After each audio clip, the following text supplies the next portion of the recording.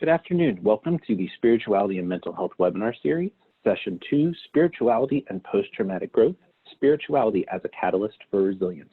I'll now turn the presentation over to Shannon Royce. Shannon? Thank you so much, Ben. I really appreciate your helping us prepare for this and your perfect voice at the beginning of every program. We're so grateful for your participation on our team. My name is Shannon Royce. I'm the director of the Center for Faith and Opportunity Initiatives here at the Department of Health and Human Services. It's my pleasure to welcome you today to our program, as Ben has introduced it. I welcome you with my co-host, Lisa Miller, Dr. Lisa Miller from Columbia University's Spirituality Mind-Body Institute. And she will do a brief welcome to you as well in a moment. I have a few housekeeping items I just want to remind you. The first is that this is an educational webinar, off the record and not intended for press purposes. So if you're a member of the press, please allow us to connect you with the Office of Public Affairs after the program. If you're having difficulty hearing us, we would encourage you to use the phone number provided by the Zoom platform. Some people find it easier to hear through that means.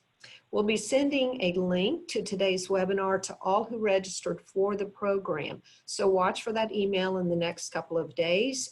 It will also include the slides by our different presenters, and that will come out to you with further details going forward.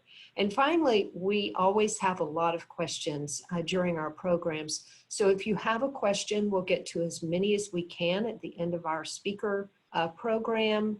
The Q&A feature at the bottom of your screen is where we'd like you to list your questions, and we will get to as many as we can before the end of the program. Now I'd like to invite Dr. Lisa Miller, my co-laborer in this effort, to do her welcome and intro of today's webinar. Lisa? Thank you, Shannon. It has been a great joy to collaborate with you over the past year in preparing this webinar series. We are drawing here in deep common purpose to support those millions of people in our country who struggle with severe mental illness, addiction, trauma, and ever more so in this difficult past year. So when we offer this with an open hand to everyone. We are coming together as scientists, as practitioners and clergy, as people in policy, in government and academia, and this is all hands on deck. And what we have found in our year of collaboration is that those who you will meet today and in our subsequent sessions all have said yes. They've all said yes to helping our country through this time. So let me start by briefly framing our work today through what we do at the Spirituality Mind-Body Institute, which is generate science and use science as a blueprint to help create a more spiritually supportive society, and in particular, inform mental health, to be more spiritually supportive towards greater resilience, renewal, and treatment. Spirituality, as many of you know, those who are here today, can shed light and meaning that alleviates much of the suffering we face in mental illness. And in some ways, suffering and trauma, as we look at today, can be a doorway to a re-illumination or a deepening of inner life. Ben, if I might ask for the next slide, how each of us practices our spiritual life can differ. For some, it is meditation, prayer, scripture, nature. There's enormous variance in our country in how we live and express spiritual life. And yet what we find time and time again, if I might ask for the next slide, is that from the view of science, science applies to everybody. Scientists certainly cannot define spirituality. Scientists cannot argue what spirituality is and isn't, but we can look at threads of spiritual life as it's understood by people, and primarily in our country, most of this research has taken place. And we can understand what else might follow through when it comes to recovery, when it comes to renewal or resilience, when it comes to the disruption of the intergenerational transmission of pathology. What else might be said of lived spirituality across the human lifespan? To frame this in such a way that indeed includes everyone in our country, 2/3 of people say I am deeply spiritual and I am religious. Spirituality and religion go hand in hand for about 2/3 of Americans. 30% of millennials and fewer with each older generation say I'm spiritual, but not religious. And a few people say I'm religious, but I don't know what you mean by spiritual. So there's enormous variety. Science is an attempt to include everyone in this inquiry. And when we look at nationally representative samples, we find that those young adults who are standard deviation above as compared to below the mean, and a tendency to say, yes, my personal spiritual life is highly important to me, are 80% less likely. They show an 80% decreased relative risk of addiction, 60% decreased relative risk of major depression, less risk-taking in boys and girls. For girls, that has often to do with unwanted intimate encounters. And of immediate relevance to our current epidemic is that there's a 50 to 80% decreased relative risk for suicidality. Suicide now equals death by auto accidents in both high school and middle school students. So to not address spirituality is to say, don't wear your seatbelt. It's really a matter of life and death for young people. And in my book, The Spiritual Child, I cover some of the science with references in the back. Briefly, from the lens of science, why is spirituality a common discussion point for the public square? Why is spirituality relevant to development, mental health, and recovery? If we look through the lens of a twin study, the gold standards within clinical science to determine whether any trait is heritable, which is to say innate or socialized, we find that the capacity through which we all experience spiritual life is 1/3 innate, 2/3 socialized. We are cognitive beings, we are emotional beings, physical beings, and indeed we are all spiritual beings. How that is cultivated varies enormously, with our rich faith traditions being an embrace of our spiritual development. If we look at longitudinal twin studies, we see that over time, in late adolescence and emerging adulthood, there is a biological clock. There's marked by a 50% increase in the heritable contribution to spiritual life. If this surge, if you will, is supported, there's strong evidence over hundreds of peer review articles that a personal spiritual life is more protective than any other factor identified in clinical or social sciences. And so, thanks, Ben. We now understand there are deep neural correlates. This was published in JAMA Psychiatry 2014. Correlates of deep perception and reflection in, by way of analogy, a strengthened muscle. If we use our spiritual capacity, we day in and day out deepen this ability to live life through a spiritual lens. And in these broad and pervasive regions here indicated in red, we find cortical thickness, processing power, in specifically those areas that would show not thickness but thinness in recurrent major depression, offering evidence that sustained spiritual life is neuroprotective. This is the type of science, next slide, Ben, that says, yes, indeed, spirituality is germane to mental health. And finally, to bring us to today, one more slide, we are looking today at trauma and recovery. In a study of over 3,000 vets by TSAI in 2018, if you look along the x-axis at increasing levels of symptoms of trauma and along the y-axis at level of post-traumatic growth, we see an inverted U-shaped curve. Most people, those apparently a standard deviation on either side of the mean in this study, show meaningful post-traumatic growth. It's not that they once were traumatized and then grew, or that only those who get over trauma grow. Trauma and growth go hand in hand. It is the normative human process to have traumatic growth, with or without full recovery. And so this brings us to today, the extraordinary work that you will hear from Chaplain Solhjem, Chief of Chaplains at the Pentagon, a general who, as you may know, the Army has 1 million enlisted, 1 million more in their care with families and contractors. Chaplain Solhjem is using the evidence, the blueprint of science, to extend the reach and impact of the chaplaincy to serve those soldiers who do so much for our country. And you will meet also Professor Joe Currier, who himself has served and used science as a way of understanding recovery from trauma, renewal, and growth. Final slide. I invite you to join us for all 6 of our series together with Shannon and the Partnership Office, and I hope you'll continue to work with us as we seed a more spiritually aware society. Thank you so much, Lisa. That was a perfect setup to what we're discussing today. I always love hearing you present because it's always so rich. So I do want to introduce our first speaker to you officially. Chaplain Major General Thomas Solhjem is the Chief of Chaplains for the Army. He's the 25th Chief of Chaplains as of May 31st, a year ago. He's ordained as a minister and endorsed as an Army chaplain by the General Council of the Assemblies of God.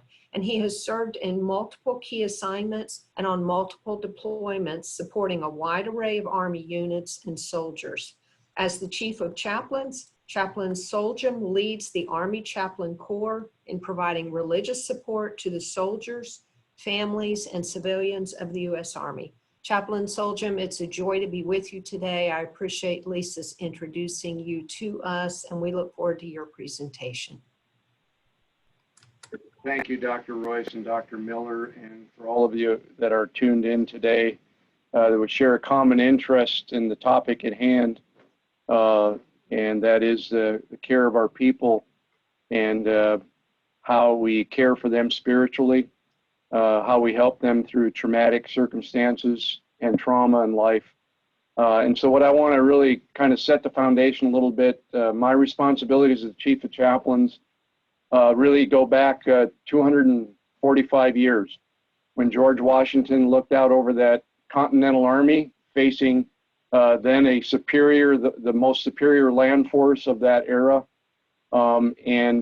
He realized that there was going to be something needed to care for the soul of the Army. He petitioned Congress in June of 1775, before we were a nation, as the Continental Army was standing up.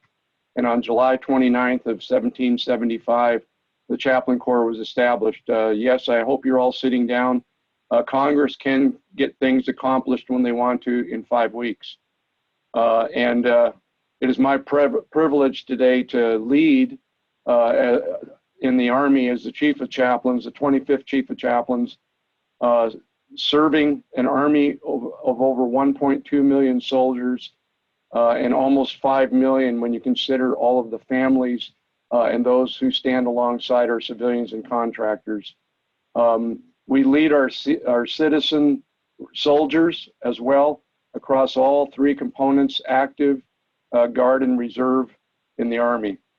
We help shape, often historically, we've led cultural change. We've been there to ensure a moral component of our military, very important elements.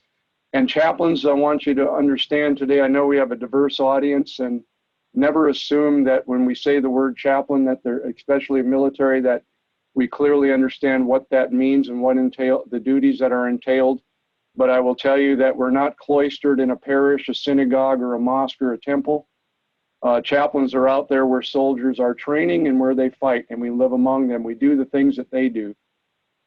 Chaplains work in a pluralistic manner, honoring the faith traditions and the spiritual traditions of the individual soldier. And we serve to ensure the free exercise of religion while caring for the soul of the Army. And another core function is that we are there to advise commanders. We provide that to our military.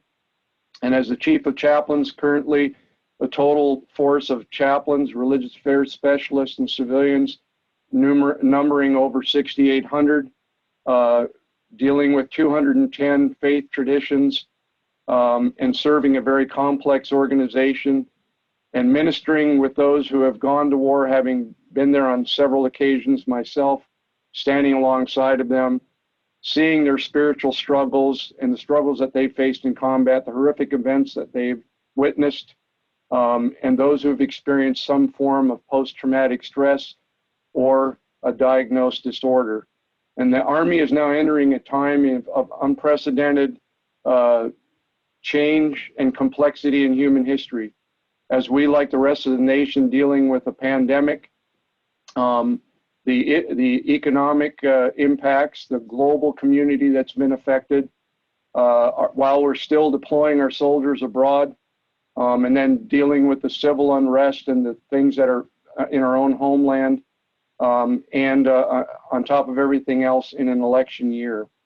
So putting all these things together and looking at where we are in time, I'm actually at a location today where we recognize 2 chaplains for their outstanding spiritual care of people, both in New York City and in other locations in our nation, as we're providing care to our citizens, and they represented the National Guard and the Reserve component. But I am looking at the future as the Chief of Chaplain into a highly lethal and chaotic environment where there is cyber warfare and artificial intelligence, things that we don't even begin to comprehend and understand. And we have to prepare a force spiritually, mentally, and physically for those harsh realities that they will face. And the soldier's soul, just as Washington looked out and declared 245 years ago, are preeminent. That is unchanged, and it's an unchanging mission. And so what I'd like today, I'm extremely excited for the partnership and the possibilities through working together. I think I humbly would offer that the military is often led in civil society with many innovations and changes, not only in the area of medicine, but in the care of its people. And I'd like to just briefly share a couple of stories today. I think stories help to provide context of what we're discussing and to parse out, if it will, and to pull out from the stories the elements that are accentuated in terms of the spiritual dimension in health and recovery when one's been traumatized. I will take you to, in order to protect the individual's identity, I'll take you to a place called the combat zone. I won't identify the location. Suffice to say that it was during a time of intense conflict. It was probably a decade and a half ago. I was a chaplain of an organization which I will not disclose at this time, and I will only specify that it was in the special operations community. That's probably context enough. I had been out with soldiers. They do things at night. That's how they operate. I'd been out on several iterations. I was somewhat sleep deprived myself, and I had come in the morning, gotten a good meal, gotten a good workout in, gotten a good meal, and I was going to go to the little hardened chapel facility that we had there in a remote location. It was a plywood hut, and just find a time of solace. And when I went into that chapel, I was sitting there quietly, and I heard off to my left. I could not see the individual, but I could hear weeping, and I could hear conversation that person was having with someone. Obviously, no one else present in the room besides myself and that service member. I waited for a period of time, and then I went over, sat down next to the service member who was weeping profusely, and I sat there quietly and patiently, and then finally asked him what was troubling him. And he looked at me, and I'll never forget his words. They're piercing. He looked at me and he said, "Chaplain, there's no place in God's heaven for a person like me." And let me unpackage that trauma that service member had experienced through the lens of the traumatic event and the moral injury that he had sustained. He was a member of a 4-man team. They were out on a target. They were to take down enemy combatants. They were going into a fixed facility. He was the number 2 man of a 4-man breach team. The first man went into the room, was shot, wounded. He engaged the individuals in the room who were returning fire on them, killing 3 of the insurgents. Once things were stabilized and they went to look at the insurgents and secure their weapons, realized that one of the insurgents was what they call a military age male, but not to exceed the age of 13 or 14 years of age. That sent that service member on a downward spiral of guilt and shame. Even though he had done things legally correct, he had sustained a moral injury. He had been spiritually traumatized. That soldier was sitting in that chapel today after months of self-medicating, later to find out that his wife was deeply concerned of suicidal issues. He slept with a gun. Every time he looked at his own son, who was also the same age as that young indigenous boy, could not look at his son, just the pain, the guilt of that experience of realizing that he'd taken the life of someone that was no older than his son. All of that to lead to a conversation where, in his broken spirit, on his traumatized condition that it had created, I was providentially brought into his life in that moment to bring what we bring, and that is spiritual nurture and care, and to walk with that service member through the valley of despair, as it were, into a better place of being able to reconcile, of being able to seek forgiveness, of being able to be restored, and to experience healing, and to get past the medicated behavior, both prescribed and self-medicating behaviors that were destroying the very fabric of his life. I'm happy to say he's living a normal and healthy life today, a person of strong faith and commitment, who has raised his young boy and seen him successfully go out into adult life. I share that story with you. That's not an uncommon story. If we had more time, I could tell you more of very similar circumstances. That's what chaplains do. And that's how powerful the spiritual dimension is, that making that connection and providing life-giving hope to those who have been traumatized in their spirits, and seeing them press through and what I would call a post-traumatic spiritual growth, to come out the other side of a post-traumatic experience. I'm going to share one other story with you, and then I'm going to kind of wrap up here so that we have optimal time to be able to ask questions and to have discussion later. I was doing reintegration briefings at another forward deployed location, doing the standard things that chaplains do, telling soldiers, okay, you've been deployed for a season. When you go home, kind of the do's and don'ts, the standard things that we tell them, things to watch for in their own behaviors and in their family reintegration. And when I was all done, for many of you, I will paint this picture. The senior non-commissioned officer, we call them a command sergeant major. Command sergeant major is the highest non-commissioned officer rank in an organization. When I finished my briefing, the command sergeant major came up to me. I knew him to be a person of faith. And when the command sergeant major starts out the sentence with, "Chaplain, you know that what's about to follow, you should pay careful attention." He respectfully told me, "Chaplain, I appreciate everything that you do. I appreciate what chaplains do. But when are you going to talk to us about post-traumatic growth?" And then he explained what he meant, and it was spiritual growth. And he really used another term that I'd like to invoke today. He called it not only post-traumatic spiritual growth, but he called it post-traumatic spiritual order.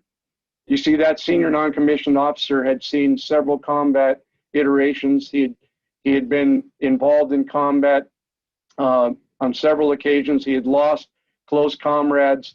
And here's what he told me that day. He said, "Chaplain, I want to tell the story. It's my story, Chaplain, of a man who's a better father, a better husband, a better soldier, a better person, more deeply entrenched in their faith and their beliefs and values because of the trauma that I've experienced in life, has made me to be a stronger and better person. Chaplain, the next time you give a briefing, please talk about how our experiences can help us to be better and to be stronger." I would never forget those words, never forget the admonition that I received from a senior non-commissioned officer that day in my responsibilities as a chaplain to bring hope and life to people. He really brought it into perspective, and we do really need to talk about the strength that comes from our traumatic experiences and how they can be cause for us to learn and to grow and to deepen and to gain both growth in life, but order in life. I really like his choice of words. And we look forward to collaboration here with Dr. Lisa Miller in the future.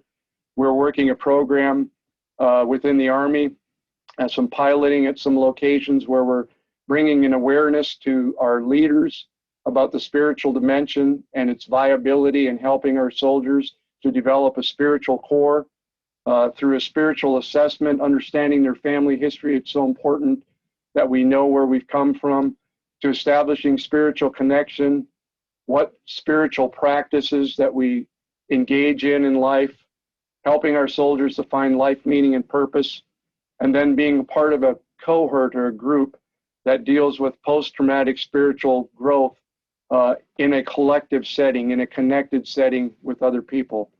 So it's been, again, my privilege and honor. And I would just like to simply close today, if for no other reason, to say that I am the poster child for that post-traumatic spiritual growth. I was that young soldier who was upside down in life and was seeking to take their life. And I am here today, and I got another opportunity. And I'm sitting where I'm sitting today because someone cared enough to reach out spiritually to give me a lifeline of hope. And so Dr. Royce and Dr. Miller and all who are listening in today, I just thank you again for this privilege and opportunity. I look forward to hearing what Dr. Currier has to say and answering any questions or addressing any issues as we go forward. Thank you. Wow, thank you so much, Chaplain Solhjem. What a riveting story of the kind of trauma that is experienced by probably the vast majority of service members serving our nation. And we really appreciate your service and sacrifice of all those who work with you to our country. Thank you so much for sharing with us. We will turn next to Dr. Joseph Currier. Dr. Currier is a psychologist who serves as associate professor at the University of South Alabama. His research focuses on trauma and moral injury, spiritually integrated approaches to mental health care, and other topics related to applied psychology of religion and spirituality. He's published over 100 peer-reviewed articles in support of these lines of research and scholarship. Dr. Currier has also co-authored 2 books and serves as the interim clinical director for Veterans Recovery Resources, an interdisciplinary and community-based organization in Mobile, Alabama, serving veterans and first responders suffering from substance abuse, PTSD, and other health-related concerns. Dr. Currier, thank you for joining us today. We look forward to your presentation. Thank you, Dr. Royce. It's an immense honor for me to be speaking with you today. This really is a matter of life and death. I really appreciate Chaplain Solhjem's vulnerability and eloquence in his presentation. I'm going to take a more conceptual or academic approach to my talk. I have 2 overarching goals. I'm going to talk a bit about what we mean by the concept of post-traumatic growth as a psychologist, and I'm going to discuss ways that spirituality and mental health often go hand in hand for many people who may turn to mental health professionals, chaplains, and other ministry professionals for help. To do so, in a minute, I'm going to share a brief testimonial video that our team at Veterans Recovery Resources produced as part of an anti-stigma campaign we're launching. To provide a bit of background, in a minute, you're going to meet a man named Michael. Michael served with the Marines as an infantryman over multiple deployments during the first years of the Iraq War, including 2 very, very traumatic deployments to Fallujah. He was one of the people who visited the chapel regularly during his deployments. He gave me permission, to share the details that I'm going to share today. Since he exited the military roughly a decade ago, he has worked as a paramedic and a firefighter in our Mobile community. He sought help in our outpatient clinic a couple of years ago for very severe issues related to PTSD and moral injury for many of the types of events that Dr. Chaplain Solhjem just highlighted. At the time, he was at a genuine crisis point in his life. where he was in danger of potentially losing his job and maybe even losing his family. I then had the pleasure of supervising Michael's individual therapy with one of my PhD students. When my PhD student left for internship, I have had the opportunity to work with Michael in providing follow-up supportive care.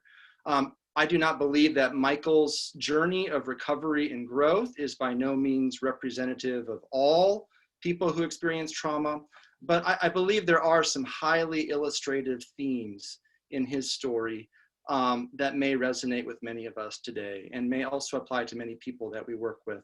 So I'm going to share this brief 3-minute video where you'll get to meet Michael.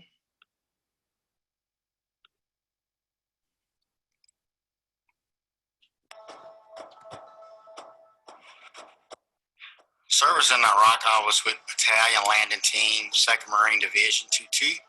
Ended up being a machine gunner during combat operations in Mohammedia and Fallujah. So 6 of my friends go down in a horrible way. It's kind of hard to describe the trauma that comes with it. It wasn't necessarily the death. It was, to me, it was the fear, looking around at different people that you know is today their day. And those guys were 18, 19. It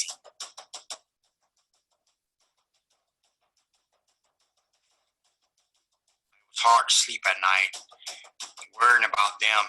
I didn't worry about myself. I didn't want to write a letter home to their families, tell their families that they died such heroes because we were a band of brothers. The transition as far as turning into Iraq, it was not a very good experience for me. And I left all my men. I felt like I abandoned them. Well, I don't want to stop at a stoplight at a crowded intersection. That was ambush time. Or, IED time, or maybe, taking mortars. I went into a slump. I quit talking to my wife. I started turning to drinking, and I became very depressed.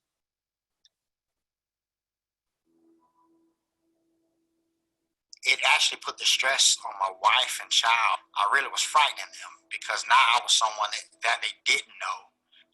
My family were walking on eggshells around me. It was a free fall. Being a firefighter was a dream job, but I felt empty.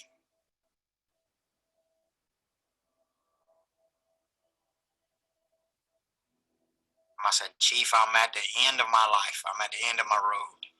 Do you have anyone I can talk to? And without hesitating, he said, hey, you know what? I got just a person for you. I owe Veterans Recovery so much. I was in there Tuesday, set up an appointment Friday, come as you are. To make a long story short, he knew exactly how to talk to me to get me to open up.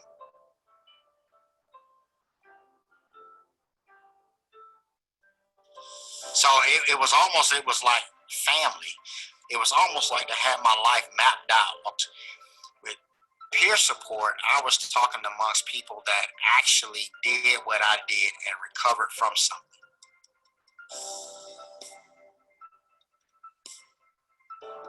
My life is different, 180-degree turn. It was an awesome experience, and I think I love myself more today than I did a year ago. I know I do. The tools that I learned from Veterans Recovery helped me with my marriage. It's a loving experience in my house, and we're working together. Veterans Recovery is the best thing that happened to me. All right, I'm going to go ahead and stop here.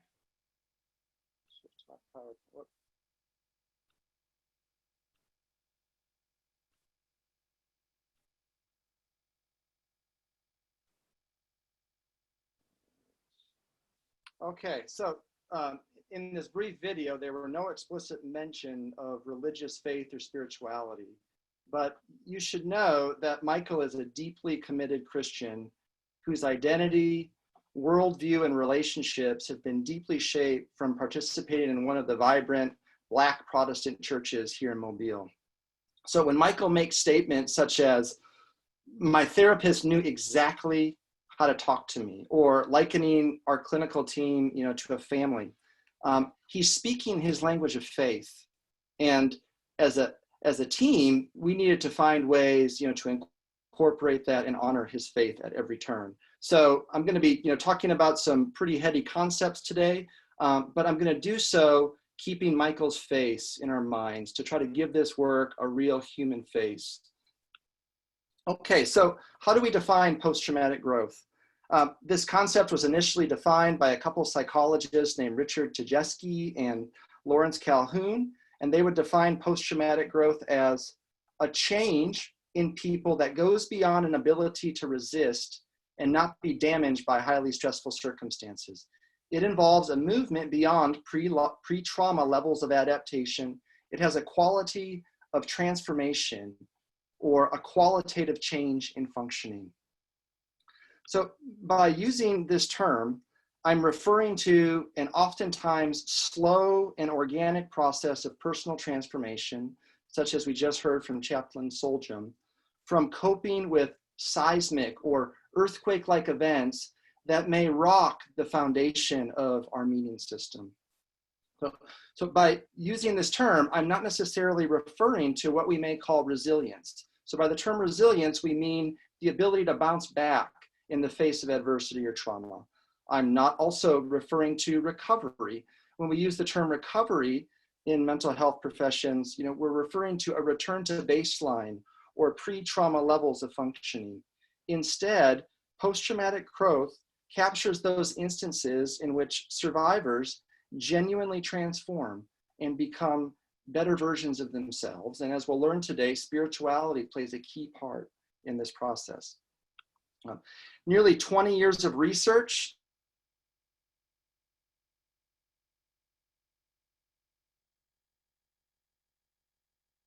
have now taught us traumatic growth usually occurs across the 6 categories. To Michael's story for just a moment, he displayed many of these signs of growth in his journey toward healing from PTSD and moral injury. As we saw in the video just a moment ago, his connections with family had improved, and he had a new mission in life to help other veterans and first responders who were also struggling with trauma, substance use, and other issues for which he had healed. He had also cultivated a profound virtue of gratitude in his life, and he regularly thanked God for still being alive and now having the opportunity to share life with his wife and children. In one of our follow-up sessions, I distinctly remember Michael recounting with tears in his eyes just the immense thankfulness about imagining his wife's presence while being pinned down in one of the dreadful firefights in Fallujah, not believing that he would ever see her again physically. Now that he has lived and healed and grown as a person, he views every day as a divine gift and tries to live every aspect of his life to the fullest. Many factors may influence the manner, with which spirituality may shape responses to trauma, and how, these traumatic events often recursively shape our faith or our spirituality.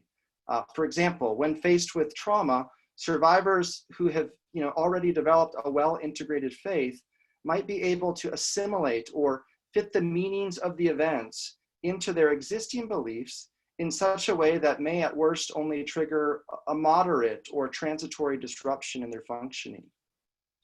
However, if you've ever had the experience of trying to fit a round peg into a square hole, you'll know that it often doesn't work. And exposure to trauma might also compel many people to accommodate or revise their sacred beliefs in order to come to terms with their traumas. In such cases, trauma often becomes a sort of pivot point for one's life story, or a lens through which survivors come to understand themselves, other people, the universe, and even God. Shifting here to this right column, some survivors may experience chronic struggles with PTSD by over-accommodating their meaning systems in ways that may lead to a dulling or weakening of faith or spirituality. They may, totally disengage from previously life-giving beliefs, practices, or relationships that had once sustained them. However, as we're learning today, there's also consensus that these experiences often hold the seeds of growth, and there's sort of a fork in the road for many people. And that when faced with a violation of sacred beliefs and values, many people of faith will not surrender the possibility of God or other things that they have held dear and near in their life. Instead, to use a metaphor from the Bible, trauma may promote greater awareness of weaknesses and help survivors to discern ways in which they have somehow built their life upon the sand. In such cases, finding footing on more solid ground in one's meaning system, identity, and relationships may entail revisiting certain assumptions and persisting in cognitive, emotional, and spiritual reflection to integrate the micro narrative of the trauma into a larger macro narrative of one's identity or life story. Under the leadership of Cynthia Erickson from Fuller Seminary, several years ago, we conducted one of the only prospective longitudinal studies of changes in spiritual functioning after trauma. This study focused on 170 humanitarian aid workers from agencies based in North America and Europe, and all these persons were preparing to go on a lengthy deployment to a country often characterized by extreme poverty and possible civil war. As pictured here in the slide, we surprisingly did not find clear evidence of post-traumatic growth in this sample. Instead, our latent growth curve analysis revealed trajectories of stable high, stable moderate, and stable low scores on the spiritual transcendence inventory at pre-deployment, before people left, post-deployment, and again at a 6-month follow-up. However, I'm going to go back here. We found that the more religiously affiliated or religious aid workers also tended to belong in the high spiritual transcendence group, and also those people who were in this high spiritual transcendence group were also the ones who would look back on their deployments 6 months afterwards and perceive signs of growth as a result of facing terrible suffering, trauma, and adversity while they were overseas. So in many ways, the trajectories that we found in this study reflect what we might call spiritual resilience rather than spiritual post-traumatic growth, such as Dr. Chaplain Solhjem just highlighted a moment ago. If we had found evidence of recovery or growth, the trajectories may have looked something like these, with recovery marked by the red line and growth marked as green. But if you look here at the two lines from post-deployment to follow-up, you'll see that the lines are virtually indistinguishable from each other, and that they both would give the appearance of spiritual growth. So given this complexity, as a psychologist, I find that it's helpful to distinguish between two faces of post-traumatic growth. One that views post-traumatic growth as an outcome of coping courageously with humility, compassionately with trauma. The other as a catalyst for finding meaning in seemingly meaningless events. Given challenges of conducting prospective longitudinal studies like the one that I just shared, at this point in time, we do not have compelling evidence regarding whether some people actually grow, or whether we don't know the factors that may be associated with the occurrence of growth. However, there is a large body of research conducted over recent decades that has highlighted that post-traumatic growth indeed serves as a powerful catalyst for resilience and recovery that might be summarized in 4 points. So I'm taking about 20 years of research and I'm summarizing it in 4 basic points here. One, we know, as Dr. Miller highlighted a moment ago, that reports of post-traumatic growth are equally as common as reports of PTSD symptoms, depression, anxiety, other common mental health conditions after trauma. So even when these mental health conditions are present, many people will perceive that they're somehow growing to be a better version of themselves as a result of struggling with these sometimes very painful conditions. We know that post-traumatic growth doesn't just occur after military traumas. It can occur after a range of potentially traumatic events: cancer, sexual assault, terrorist attack. The list can go on and on. We also know that when people perceive that they're somehow growing as a person, in their process of potential recovery, we know that these people often have the best outcomes over time. That these are the people who are often doing the best in the future in terms of their relational functioning, their emotional functioning, their social functioning. We also know there are a range of psychological and spiritual factors that may promote or hinder growth.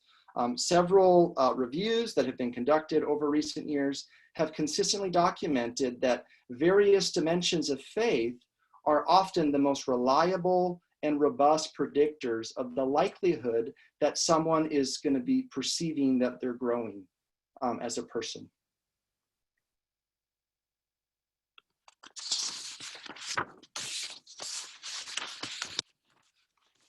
All right.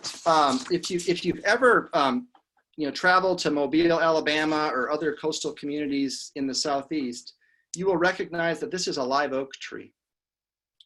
Thankfully, my family has one of the most beautiful, gigantic live oaks that you'll ever see in our backyard. That when I look out the window, I sort of become transported in a Tolkien novel, and I half expect this tree to come to life. Several weeks ago, Hurricane Sally assaulted our community by crawling at a 2-mile-an-hour pace with up to 90-mile-an-hour wind gusts for about 5 or 6 hours. As I looked through the window in my bedroom, onto the tree, I watched our 500 or 600-year-old tree get violently thrown back and forth by the hurricane. So, what allowed our tree to withstand yet another hurricane? We've had a lot of hurricanes here in Mobile, Alabama in the last 500 or 600 years. Well, if you look here at this image, you will see that the root system of a live oak is just as massive, beautiful, and majestic as the visible sections that we see above ground. Spanning across behavioral, relational, and psychological domains, here are some of the scientifically supported ways in which spirituality allows us to strengthen our roots to bounce back from trauma, or if we find ourselves, like Michael, in a period of painful suffering. These are strengths, resources that faith often provides that help people to heal and possibly grow in their lives. Returning to Michael's story just one last time, I want to highlight some of the ways that he was able to draw on faith in his own recovery and growth journey. Michael derived great comfort and security from regular engagement in prayer, participating in a faith community here in town, and pursuing a close personal relationship with Christ in a manner that aligned with his particular religious meaning system. His religious tradition also placed great emphasis on forgiveness and did not look favorably on heavy drinking or other behavioral patterns that oftentimes limit recovery from PTSD and moral injury. Also, as Michael progressed in his treatment, he drew more and more heavily on a Christian theodicy about God's solidarity in suffering to somehow make sense of the violence and trauma he had experienced in Iraq. Specifically, at the center of Michael's meaning system was a belief in God becoming human, being willingly crucified on a cross out of love, and then somehow rising again to rid the universe of death and violence. So in considering the implications of this particular religious view of suffering, Michael was able to deepen his sense of intimacy with God, and even today he continues to heal from shame and anger related to events that had happened in Iraq. I realize I had painted with some very, very broad strokes today, and I'm likely leaving many people with more questions than answers. If anybody wanted to learn a little bit more about post-traumatic growth or the intersection between spirituality and trauma, here are some books that have been written by colleagues and friends. I would highly recommend all of them. And I will now turn it back over to Dr. Royce. Wow, thank you so much for this presentation, Dr. Courier. I am resonating with what you shared and really appreciate it. It reminded me from the Christian faith of the passage that says that suffering produces perseverance, and perseverance proven character, and proven character hope, and hope does not disappoint. And I know we're in a challenging season, even as a nation right now, that's not as significant as what our soldiers experience, but has really been very stressful for many, if not most people. And so this is really an encouraging word, and I thank you. Dr. Miller, let me turn it over to you and let you start with questions that are on your mind. Thank you, Shannon. Thank you again, Chaplain Solhjem and Dr. Courier, for both of your very powerful talks. I'll ask just one question of you each, and then we'll move to the open floor, if that's okay. Chief of Chaplains Solhjem, thank you for your very moving and profound stories, cases of people whose lives were renewed through a spiritual connection with you and with whatever their tradition's term may be, their direct relationship to God. I'm wondering if you might share a bit in your walk with people through recovery, through renewal, of ways in which people reconnect with God. I was very pained by the voice that you shared that said in that chapel made of plywood, "There's no room in God's kingdom for someone like me." To feel unworthy before God is a very chilly place to be. How do you, and I know you sat by his side, how do you take that journey? What do you do to help me as that soldier reconnect to God? Thank you, Dr. Miller. Yeah, one is context. I mean, there's a rapport that's established when you have shared hardships with someone. So, I mean, it would be understated to say that, if I could be, if this was just a walk-in thing, but, we both had a relationship. There was a rapport established and an understanding of what you're there to do and your purpose. And so I think that really is foundational then to be able to speak into somebody's life. And I think sometimes as clergy, we underestimate ourselves and the power of what we bring in conversation. I think a couple of things I would offer is that in that moment, as a person of faith, I recognize that there's a transcendent presence there, that God is present in that conversation. So I'm not alone. So I take great confidence and solace in knowing and being directed by God's Spirit as to what I am to say, or how I am to listen.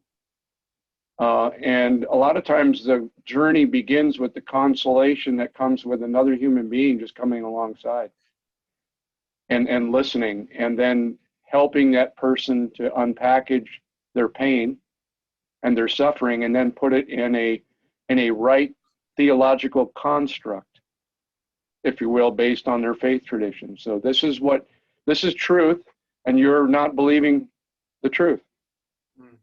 So I kind of like the analogy, we have two voices that we can listen to. And I'm not schizophrenic here, Dr. Miller, but we do have, so there's the critic and the champion. And what that person who's hurting in the moment, they're already hearing the critic's voice loud. That's what that individual was dealing with in the moment. But the champion's voice is God's liberating voice that says, "You're of value to me." And so we bring that transcendent value into a person's life. And then I think we bring sacred truth into their life and story. You're not the first person to be here. And there are others who have walked this place and have come out on the other side. So you're not alone. And so I think it's helping them to rewrite the narrative. I love the word. I'm not going to be popular in this statement. I don't like the term resilience. I know we use it, but I love the term transformation. Dr. Courier, if I could give you a hug, I'd give you a hug, all right? Transformation is really what's happening. And I know I'm giving a long answer, but let me illustrate even in life. So, for example, take away from the traumatic experience, I hope that I've adequately answered. You never leave that soldier alone. And you bring the family in because they're part of the healing process. But let me tell you a quick vignette, and I know we're for the sake of time. When I was at Fort Jackson, South Carolina, which I'm very close to right now, and I was in the hotel in the morning, and all the families were there for graduation. And I'm in this uniform, and people, mom and dad, you know, they look at the uniform, they don't know who you are, which is kind of refreshing. And so this woman was talking about her boy changing. Her boy's name was Devin.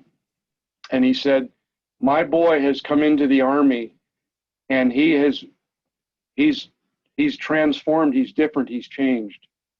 And I said, how is that so? And she talked about the work that the chaplains do and the spiritual care that they were a family concerned about the non-spiritual track that their son was on.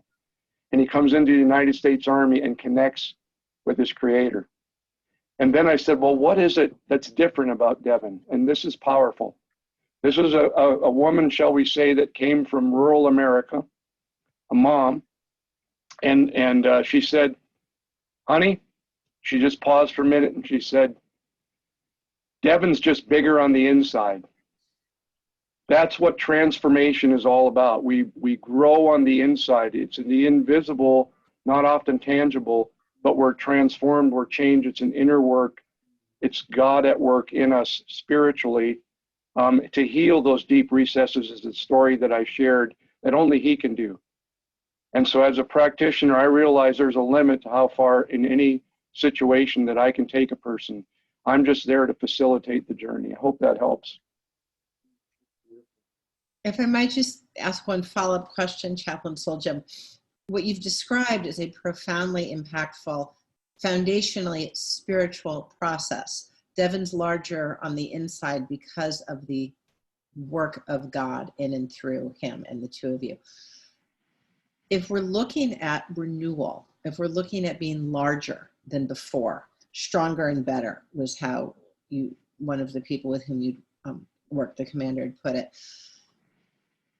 then is really the work of the chaplain a partnership with behavioral health? Is really what we're looking at, two lanes that both of which are absolutely essential. You know, at no point does Route 46 or Route 66 across our country go down to one lane. Do you really always need the option, the choice, as someone who struggles, to have both classic behavioral health and the spiritual support of the chaplain together? Yeah. Thank you for filling in the gaps in my story. So I weighed heavy on the chaplain side. Fortunately, I was in a community in special operations where we had wonderful relationships, which I want my audience to hear. It's very important that you hear what I'm about to say. Did I say relationship? I mean it. So we have to respect each other and understand that we each have something to offer. So thank you for asking that question, because he, in fact, and I went together to the psychologist together, and with his permission, and involved him in the process. But we were really addressing the spiritual core earlier in the conversation, but absolutely, it's a combination of both. And the chaplain's a trained professional to know the limits of their experience and expertise and where they need partnership with other people. It's absolutely critical. It's the seam, you know, the gaps and seams. I look at psychological autopsies of people who've completed a suicide, and the thing that grieves my heart is there's gaps here, there's seams here, and we as professionals can't allow those things to permeate the life of a human being. So I must have, and I'm deeply appreciative of what we're going to do at Fort Bragg and your support of getting leaders to understand the spiritual core, getting behavioral health professionals. Ladies and gentlemen, we're even going to get the Surgeon General of the Army to show up and get momentum behind this, because I really do think what I've observed over the course of my career is the failure to appreciate and understand each other and respect each other for the sake of the person that we're caring for, we've got to be bigger and better than that. So Dr. Miller, you're absolutely right. It's not an either or proposition, it's both and.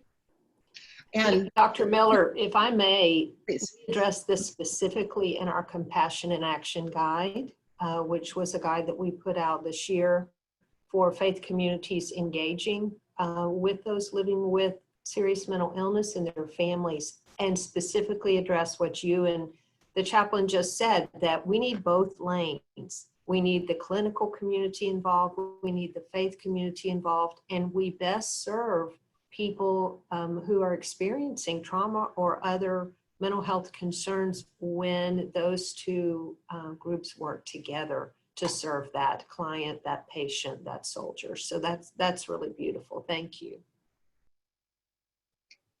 Thank you, Chaplain Solhjem. If I might ask one question of you, Dr. Courier, you wrote a beautiful piece for our journal, Spirituality in Clinical Practice, our APA, American Psychological Journal.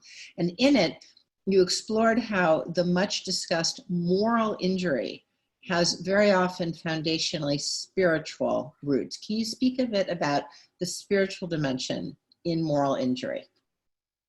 Yeah, I don't know if there's a more powerful influence on shaping our moral beliefs and values and kind of guiding moral decision making and behavior than religion and spirituality.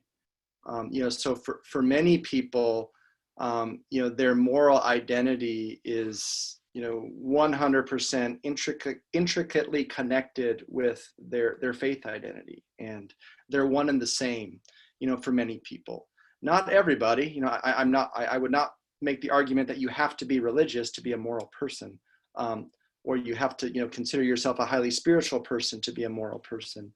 But for many persons, religious faith, spirituality is just a powerful influence on shaping their moral identity, which means that when faced with events like Chaplain Solhjem started with, where you have a service member who has been in the wrong place at the wrong time and has experienced the tragedy that happens in war, particularly our modern guerrilla wars.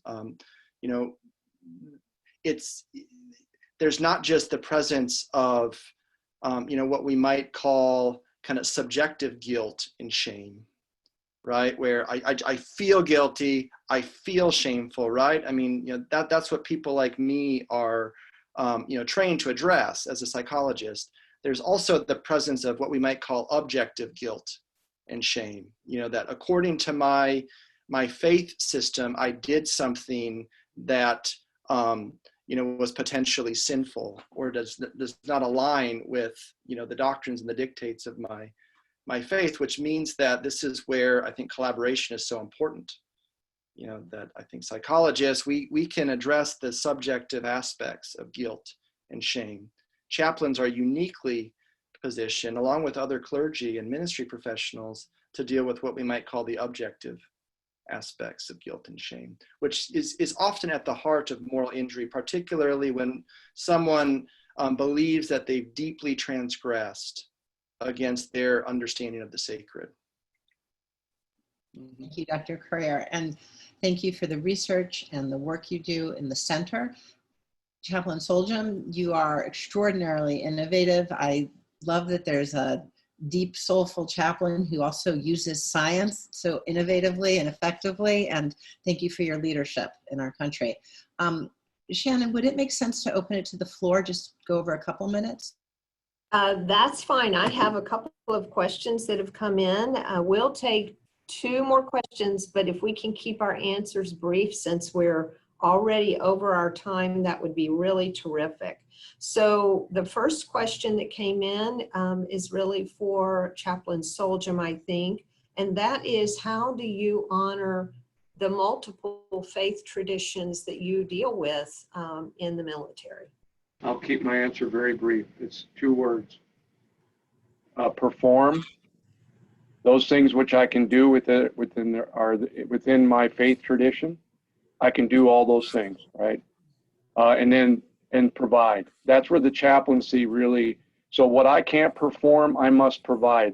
It doesn't matter if person of faith, no faith, whatever. I'm there to care for that individual, and their needs are what I'm there to serve. And so those two terms, that's how we do it in the chaplaincy. We either perform or we provide, and that's how we accomplish a mission. And that diversity of our chaplain corps enables us to do that. So when you provide, you're bringing in someone, if it's a different faith tradition than your faith tradition, you would provide access to that individual and bring them into the picture? Yeah, absolutely. Yeah, and we honor and respect the faith of the person.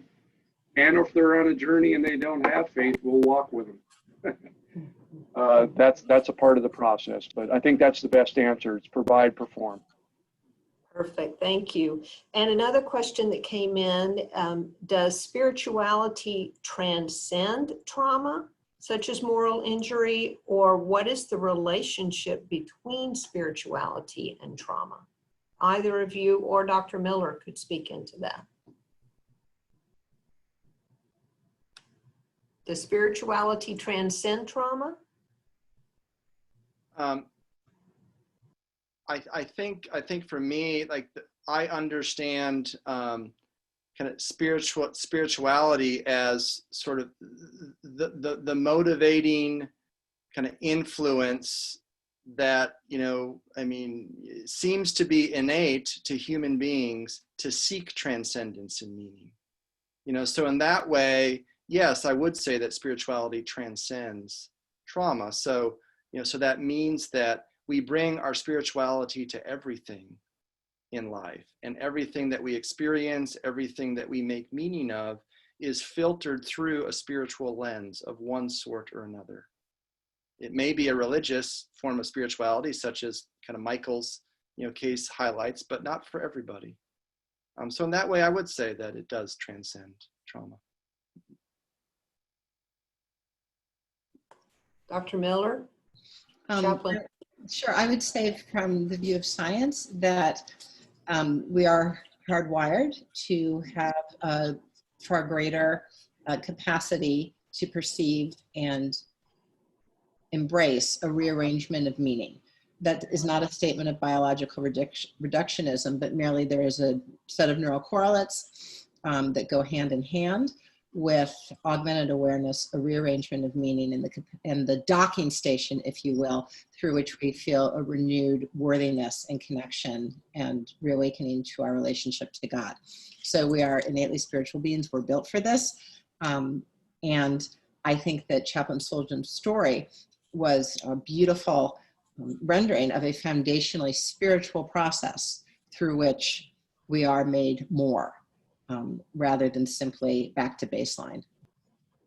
I know C.S. Lewis described it as, we are not a body with a spirit, but we are a spirit with a body.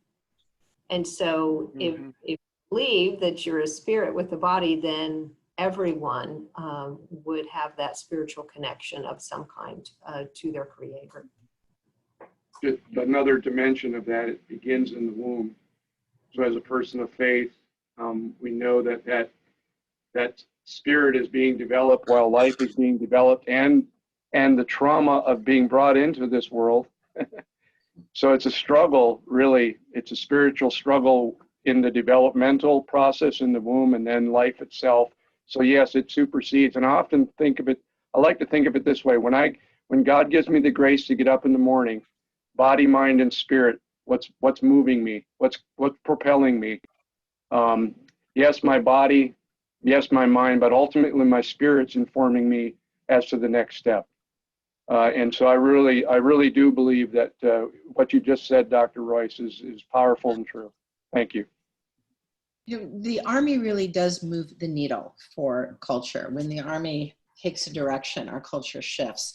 And everything you've shared in your leadership, Chaplain Solhjem, is relevant certainly to the Army and to mental health and clergy working side by side across our country.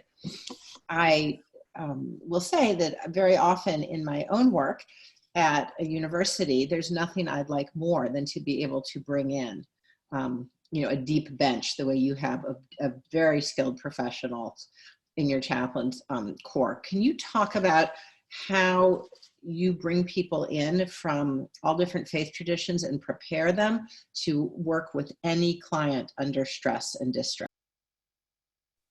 We're actually revisiting. I think that we've been so focused. The last almost 2 decades have really defined us as an Army.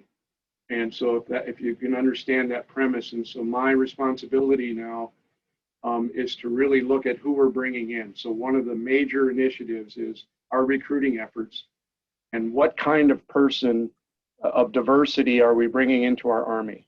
We are changed. We're not we're not even the Army of 20 years ago, or, certainly when I came in as a young soldier, and then when I came in as a chaplain. So things have changed. And so we're really focused on our recruiting efforts and then helping what we did. And so at the end of World War I, we just celebrated our 100th anniversary of the Chief of Chaplains in the Army. We've only existed for 100 years. And that first Chief of Chaplains was stood up to do 3 things: recruit quality people. It was a national strategy to develop them over the course of their career and sustain it. That's it. Nothing's really changed. I have that mission today. So it's a national imperative, though, that we bring in the right people into our Army, and that working in a pluralistic environment, having that understanding, having the respect and rapport of other faith traditions or those who do not share your faith traditions is challenging. And some of the people who come into the pipeline, we encourage them to go back. You may not be a good fit, so there is a process, and we help people to find their calling, because we all have our calling, and it just may not be in the uniform service. But it's a great question. It's an ongoing challenge, and it is a major effort for me as the Chief of Chaplains right now, recruiting, and I believe we've got the right people doing that, and we're changing our trajectory on how we recruit and what we're looking for in a person. And we are using psychological assessments and other instruments that I went through as a chaplain. When I wanted to be in a special operation unit, they had adapted psychological assessments for me to see if I was in fact a good fit. And we're developing those similar assessments to ensure that we're screening people not only in, but then screening people, and if they need assistance and help, we're there for them too. So a lot of times our chaplains come in because they've been traumatized. Very common. Some life-changing, transformative, I'm plagiarizing here someone from an earlier conversation, transformative experience, and that's why they want to do this. I mean, I'm an example of that. And so, I think a lot of people come in, they serve, and we just got to make sure that they've resolved those past issues. Hope that's helpful. You know what, Dr. Miller, I think we could go on for another hour, because this has been such a rich discussion. I'm so privileged to sit with you and these 2 gentlemen in the leadership they're providing to our service corps and in our community. We're so grateful, but we really do need to stop now. So I'm going to do a few closing comments. Gentlemen, thank you. Dr. Currier, Chaplain Solhjem, what a privilege just to be with you and have you share this time with us. We're so grateful.